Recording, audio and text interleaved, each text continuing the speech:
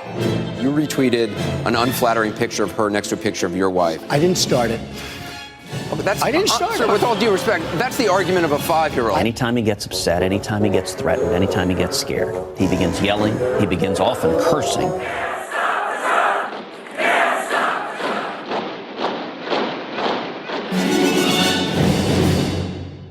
Welcome to Trumpcast, the show about the automatic insult generator known as Donald Trump. I'm Jacob Weisberg. You know, I think I got my hopes up too much about Trump getting knocked out at the GOP convention. That could still happen. 1,237 is still 1,237. But the electronic prediction markets now put the odds of Trump getting the nomination at around 75%. And the scenarios under which the party could stop him are just getting more far-fetched. Republicans who oppose Trump are scrambling to do what they should have done months earlier. It may be too little, too late. My theme for the show this whole week is going to be the Republican Trump never crowd and what they'll do if he does get the nomination. Today's guest is Jane Mayer, the author of the best-selling investigative book about the Koch brothers, the secretive Wichita billionaires who have done more than anyone else to move the Republican Party to the far right. I'll ask her about Charles Koch's comments comparing Trump's policies to Nazi Germany, and whether he's entirely serious that he and his brother David might prefer Hillary Clinton as president to Donald Trump. But first, our partners at Second City got their hands on the email lead up to the Ted Cruz, John Kasich deal. It turns out these guys do have something in common besides their desire to stop Trump. Sunday, April 24, 2016, 8:06 a.m. Governor John Kasich to Senator Ted Cruz. Ted, I'm relieved our people were able to work out an arrangement on this. I gather announcements will be made soon, and we can both continue our campaigns with a mutual acknowledgement that a Trump nomination is bad for both party and country. I am sorry I haven't been able to reach out personally yet, but I've been very busy since Beyoncé dropped this full album on us last night. Karen and I basically spent the evening with our jaws on the floor. How does she do it? Senator Ted Cruz to Governor Kasich, 8:49 a.m. John, I too am glad clear terms could be agreed on. Although our campaigns differ a great deal in ideas, I know we share a common concern for our party and a sense that Donald's candidacy is destructive to the process and bad for the American people. Queen Bey, unbelievable. Heidi and I were up all night with this thing. The visuals are stunning. Where does she find the time? She's a force of nature. Governor Kasich, 9:36 a.m. Ted, Weaver is telling me we need to be sure about ground rules for Indiana. It's important to me also that our statements are worded similarly, and that both campaigns stay on message when the inevitable Trump attacks come. As for Queen Bee, I'm just in awe of her ability to continually create compelling work and explore new facets of herself as an artist. I'm really responding to the personal nature of the lyrics on these tracks. So brave of her to explore the hardships of her marriage in a public light while still having strong, united family images at the end of the piece. Senator Cruz, 10:19 a.m. John, ground rules will be important, and Jeff Rowe in my office will be very precise about turning over files to you on our existing ground strategies in the states. I know my people are drafting something now in a variety of directions on Donald's response. Again, my whole team was totally sidelined this weekend with Beyoncé's Lemonade. I think we all needed time to take the whole thing in and digest. When it comes to her exploration of marriage, I think it's particularly profound in a country where the institution of marriage is under attack. Kasich, 11:01 a.m. Ted, I'm glad you brought up conservative values. It's important to me to get the message to voters that a vote for Donald is a vote against the interest of anyone who is a true conservative. I wish they understood how empty Donald's feigned concern for them is. I want to say to these voters, he don't love you like I love you. LOL. But I could never do it with the grace and flawlessness of Queen Bey. Cruz, 11:56 a.m. Agreed. Very glad we were able to find common ground on this. I swear, if Trump wins the nomination, I will take a baseball bat to every car on my block, Bay style. Kasich, 12:04 p.m. LOL, I'll join you. Bay for life. Cruz, 11:12 p.m. Seriously, so good. Can't stop watching it. See you in Cleveland. That sketch, Lemonade, was written and performed by Steve Waltine.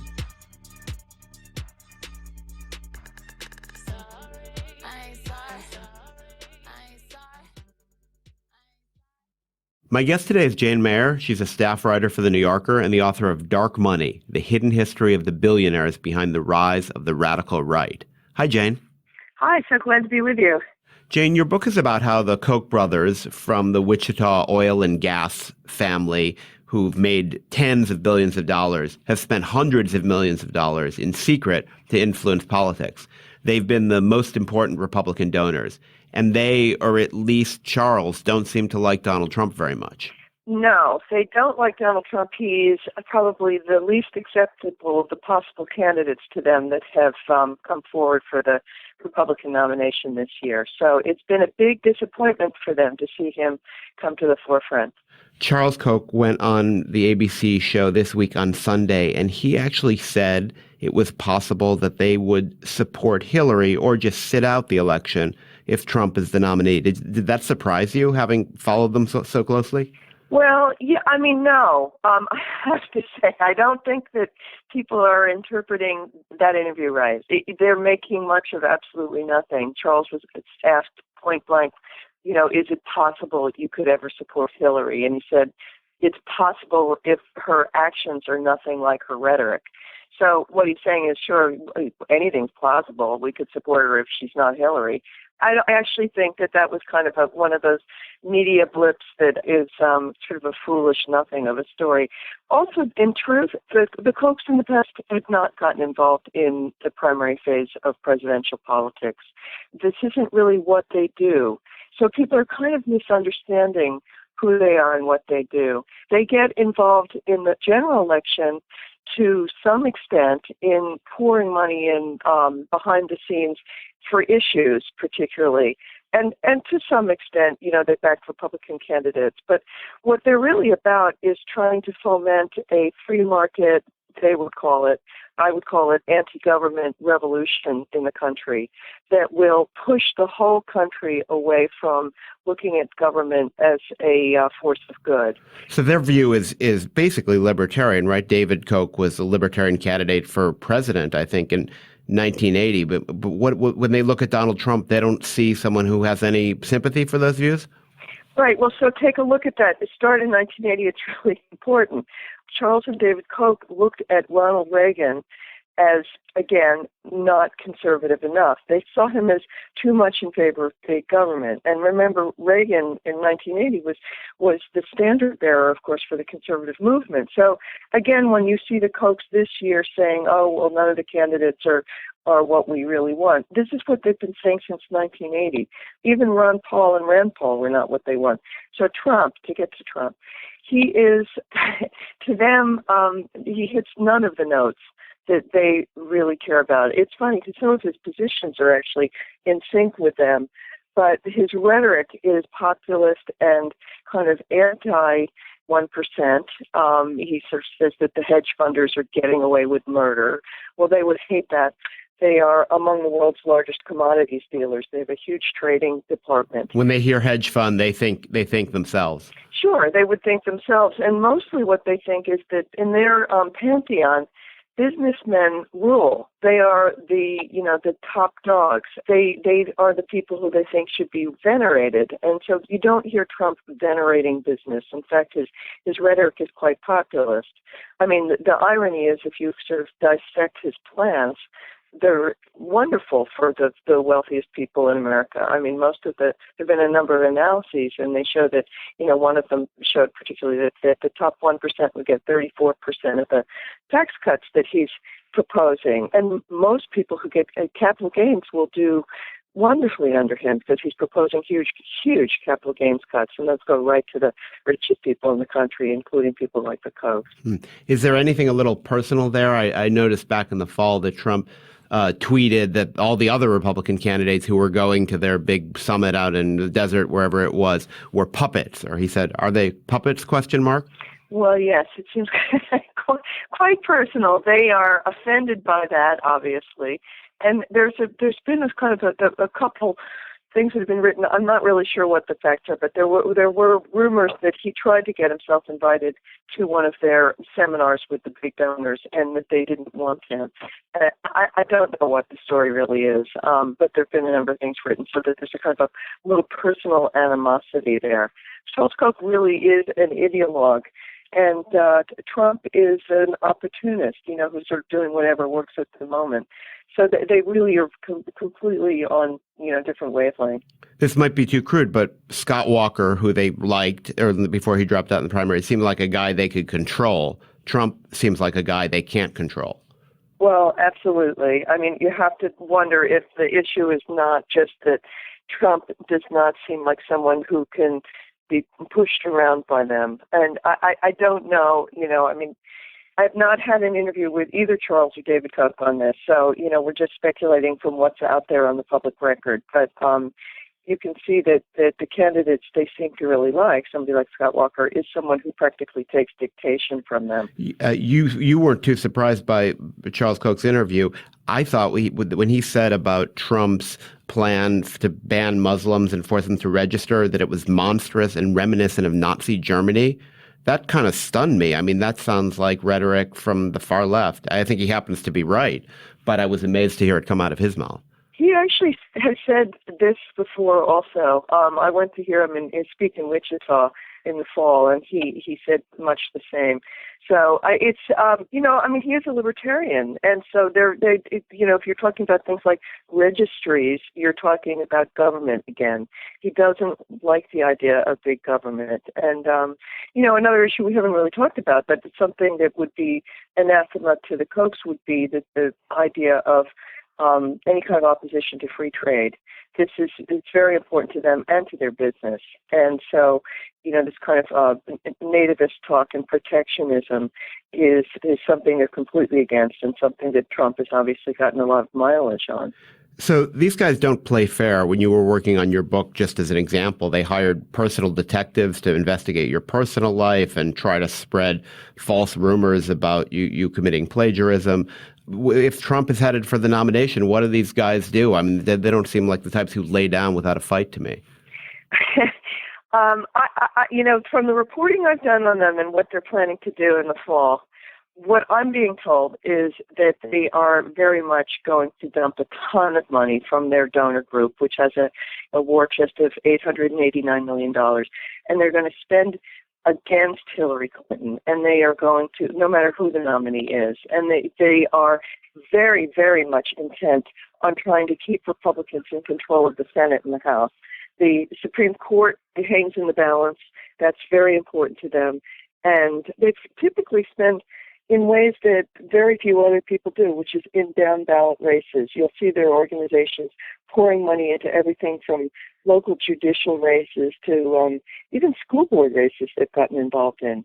While the national media is completely focused on the presidential race, the Koch money and that of its donor group has been spread all the way throughout the country in sort of the capillaries of American politics. And that's why they've been so effective.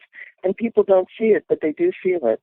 But did I hear you say you think they still will spend against Hillary Clinton, even if Trump's the nominee? What's the difference between that and supporting Trump? There is no difference, really, but it will come down to trying to keep the House and the Senate and stop, if they feel that Hillary is heading towards something like a landslide that might take the Senate with her, they'll try to blunt that. And can I just say one other thing, just because you mentioned the Nazi Germany quote from Charles Koch. I have to say, I thought it was pretty amazing that he would even bring up the subject of Nazi Germany, because one of the things that was most surprising to me in researching his family was that part of the fortune is based on his father having built an oil refinery for Adolf Hitler in Nazi Germany. So maybe it's on his mind, but They don't come into that subject without a certain kind of tainted history. Although in fairness, they built refineries for Stalin too, right? Yeah. I don't know if that makes it in fairness or if it just rounds out the picture of a family that built a fortune, and one of the great American corporate fortunes has its roots in some of the most dubious places. Jane, it's great talking to you. Thanks for joining me. I'm so glad to be with you. Thanks for having me. That's it for today's episode of Trumpcast. Be sure to check us out on iTunes, where you can now find the first 20 episodes of the show ready for listening. You can also leave a rating and review while you're there. Trumpcast is produced by Henry Malofsky and Jason DeLeon. Slate's executive producer is Steve Lichtai. Andy Bowers, as always, is our chief content officer. I'm Jacob Weisberg. Thanks for tuning in to Trumpcast. Lion Ted Cruz and 1 for 38 Kasich are unable to beat me on their own. So they have to team up. Collusion in a 2-on-1 shows weakness. In every city, she encouraged them to enjoy what she called the cheerful hurly-burly of city life. In every town. And now we've just been around long enough, and the town looks so much better. There are people who want to change things. And I thought, oh my gosh, that is so cool. Why can't we do that in my community and other communities everywhere? To make them better. My point to them is it can be better. It can be better than that. It'll be different. Or to protect things from getting worse. If you're a responsible person, you have to oppose things that are dumped right on your neighborhood, right in an area that you know about. I'm Rebecca Shear, inviting you to check out Placemakers, the podcast from Slate Magazine about the spaces we inhabit and the people who shape them. Subscribe now to Placemakers. You'll never look at your community the same way again.